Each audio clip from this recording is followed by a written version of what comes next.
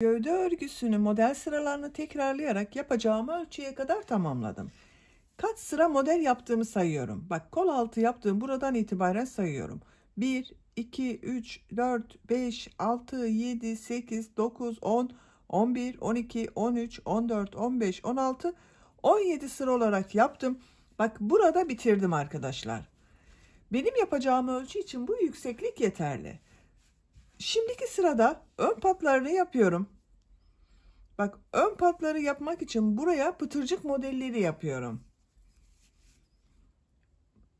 Bu trabzan boşluğuna bir sık iğne yapıyorum.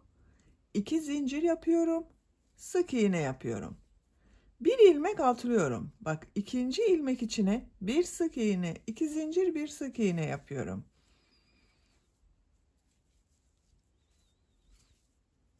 Bak, buraya atlıyorum. Bu ilmek içine bir sık iğne, 2 zincir, bir sık iğne yapıyorum. Bir ilmek atlıyorum. Bu ilmek içine bir sık iğne, 2 zincir, bir sık iğne yapıyorum. Bak, bu şekilde pıtırcık modelleri yapıyoruz. Bu yakanın buraya düğme iliği yapacağız. Bak, bu kol kesimi yaptığımız sıraya kadar pıtırcık modelleri yaparak devam edelim. Buraya kadar bak, pıtırcık modelleri yaparak tamamladım. Her sıraya bir pıtırcık modeli denk geldi arkadaşlar. Ben ona göre yaptım. Bak, düzgün görünüyor. Buradan itibaren bak, buraya bir de buraya olmak üzere 2 tane düğme iliği yapmak istiyorum ben. Siz isterseniz 3 düğmeli yapabilirsiniz. Ben 2 düğmeli yapıyorum veya buraya bir düğme de yapabilirsiniz. Bak, bu ilmeği atlıyorum. Bu trabzan sırasına bir sık iğne yapıyorum. Düğme iliği için 5 zincir yapıyorum. Aynı yere sık iğne yapıyorum bak. İlk düğme iliğini buraya yaptım. Bu ilmeği atlıyorum. Bak, bu ilmek içine bir sık iğne, 2 zincir, bir sık iğne yapıyorum. Bu ilmeği atlıyorum. Bak, bu trabzan sırasına bir sık iğne, 2 zincir, bir sık iğne yapıyorum.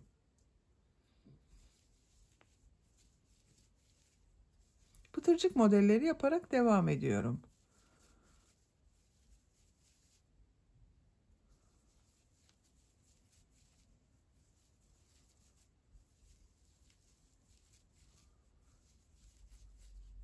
Bak, bu düğme iliğinden sonra 1, 2, 3, 4, 5, 6 pıtırcık modeli yaptım. Buraya düğme iliği yapıyorum. Bir sık iğne yapıyorum. Düğme iliği için 5 zincir yapıyorum. Aynı ilmek içine bir sık iğne yapıyorum. Bak, ikinci düğme iliğini de buraya yaptık. 2 düğme iliği yaptım ben arkadaşlar. Sık iğne yapıyorum. Bak, bu yaka başlangıcına sık iğne yapıyorum. Yakanın çevresinde de sık iğne yaparak devam ediyorum. Bak, bu trabzan boşlukları var. Kafes yaptım. Bunları her boşluğa 2 sık iğne yapıyorum bak.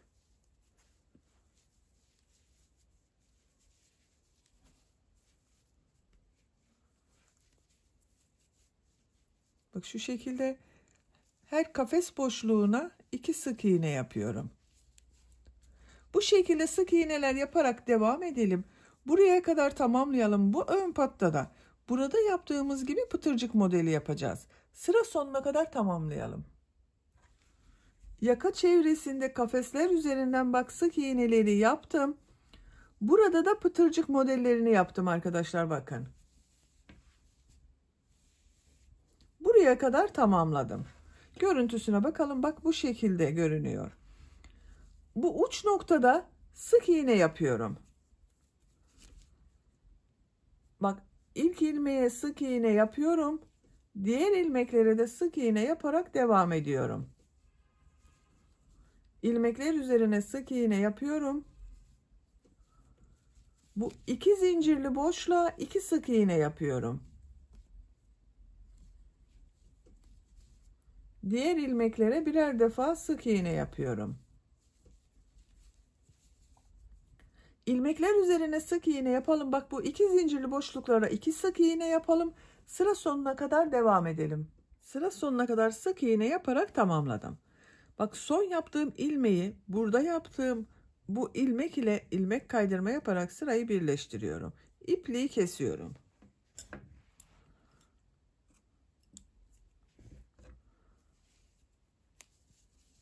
Bakın burası böyle oldu.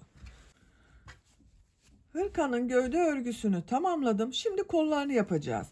Bak düğme ilikleri yaptığım yerin tam karşısına gelen yerlere düğmelerini diktim, ben hazırladım. Kol altından başlıyorum. Bak kol altında herhangi bir ilmekten iplik bağlıyorum.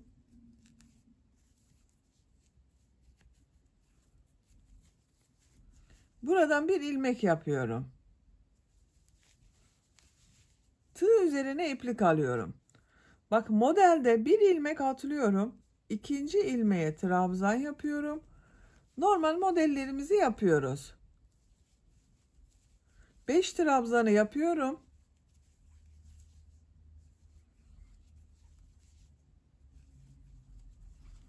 Tığ üzerine iplik alıyorum.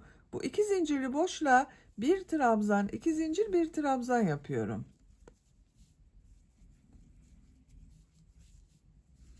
Buraya yine 5 trabzan üzerine trabzan yapıyorum.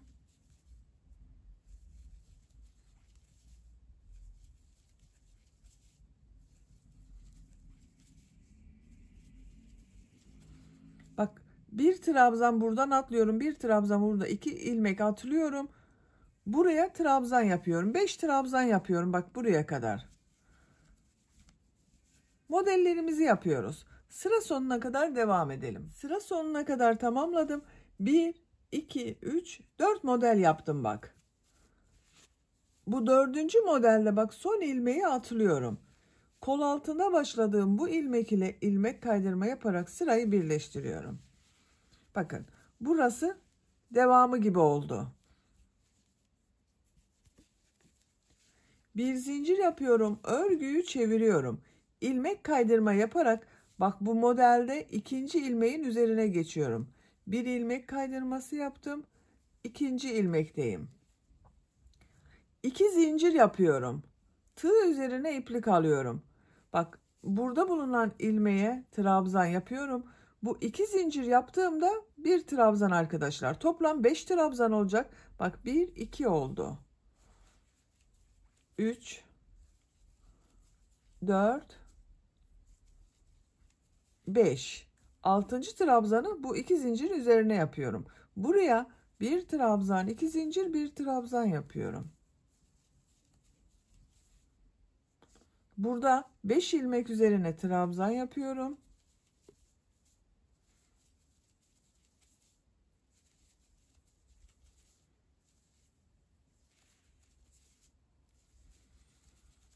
Bak bu modelden bir ilmek atlıyorum. İkinci modelden bir ilmek atlıyorum. 2 ilmek atlıyorum. 5 trabzan yapıyorum. Bakın model yine aynı şekilde devam ediyor. Sıra sonuna kadar devam edelim. Sıra sonuna kadar tamamladım. Bak burada yine 6 trabzan oldu. Bir trabzanı, bir trabzan, 2 zincir, bir trabzan olarak yaptım. 5 trabzan üzerine de trabzan yaptım. Bu son ilmeği burada yaptığım bak 2 zincirli bir trabzan var. Bunun üzerine ilmek kaydırma yaparak sırayı birleştiriyorum. Bakın kolun örgüsü böyle arkadaşlar.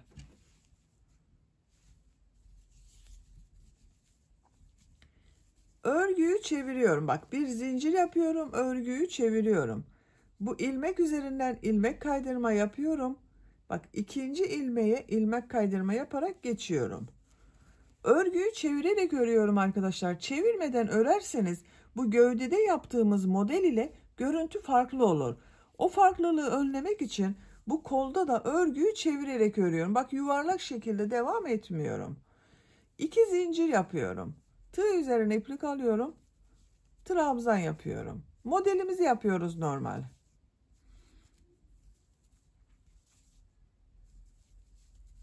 Bak 5 trabzan oldu. Bu 2 zincirle birlikte bir trabzan, 2 zincir, bir trabzan yapıyorum.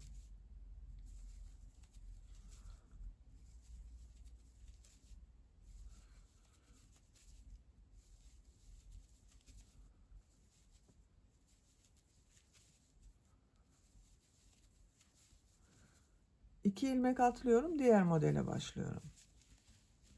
Bakın kolun görüntüsü böyle. Bu şekilde örgüye devam edelim. Hırkanın kol örgüsünü 14 sıra olarak yaptım arkadaşlar. Sayıyorum. Bak buradan itibaren sayıyorum birleştirme yaptığımız yerden sonra. 2, 4, 6, 8, 10, 12, 14. Gövde bölümünü 16 sıra yaptım. Bak 2, 4, 6, 8, 10, 12, 14, 16 sıra. Kol bölümünü gövde bölümünden 2 sıra eksik yaptım. Siz isterseniz gövde ile aynı sıra sayısınca yapabilirsiniz. Bak 4 model ile devam ettim. Modeller 6 trabzan, 2 zincir, 6 trabzan olarak. Bu kol ucunda burada yaptığım gibi sık iğne yapıyorum. Bak ilmek kaydırma yaparak ilk model ile son modeli birleştirdim. Bir zincir yapıyorum. Sık iğne yapıyorum. Diğer ilmeklere sık iğne yaparak devam ediyorum.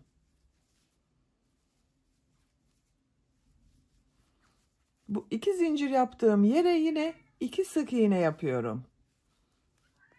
Diğer ilmeklere bir sık iğne yapıyorum. Sıra sonuna kadar devam edelim. Sık iğne yaparak sıra sonuna kadar tamamladım. Son ilmek ile burada yaptığım bak bu ilk sık iğneyi ilmek kaydırma yaparak birleştiriyorum. İpliği kesiyorum.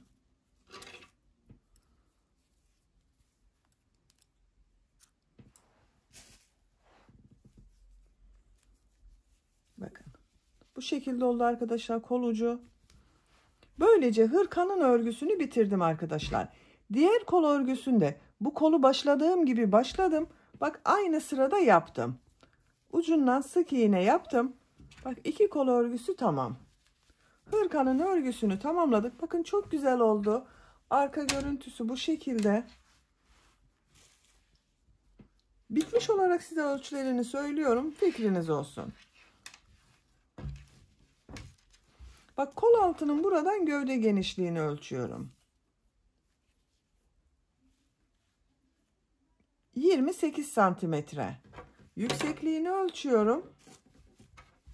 Kol altından yükseklik, gövde yüksekliği 19 santimetre. Kol yüksekliğini ölçüyorum. 17 santimetre. Tam kol yüksekliğinde ölçüyorum. Bak omuzdan kol ucuna kadar olan yükseklik 30 santimetre. Bu ölçüde 1-2 yaş arası bebek için çok güzel oldu arkadaşlar. 3 yaşına kadar çok rahat kullanılabilir bir hırka yaptık arkadaşlar sizinle birlikte. İkinci yumak iplikten bakın bu kaldı. 1,5 adet iplik kullandım bu hırka örgüsünde. Beni dinlediğiniz ve izlediğiniz için hepinize çok teşekkür ederim. Örgü kanalıma abone değilseniz abone olmayı unutmayın lütfen. Örgü kanalıma abone olmak ücretsiz. Örgü kanalıma ücretsiz abone olup orada bulunan zil şeklini dokunarak açık yaparsanız kanalıma video yüklediğim zaman ilk önce size bildirim gelir. Örgülerimden herkesten önce sizin haberiniz olur. İzlediğiniz videolarıma beğeni ve yorumlarınızı yaparsanız çok sevinirim arkadaşlar. Sizlerle yeni örgülerde görüşmek dileğiyle. Hoşça kalın, sevgiyle kalın.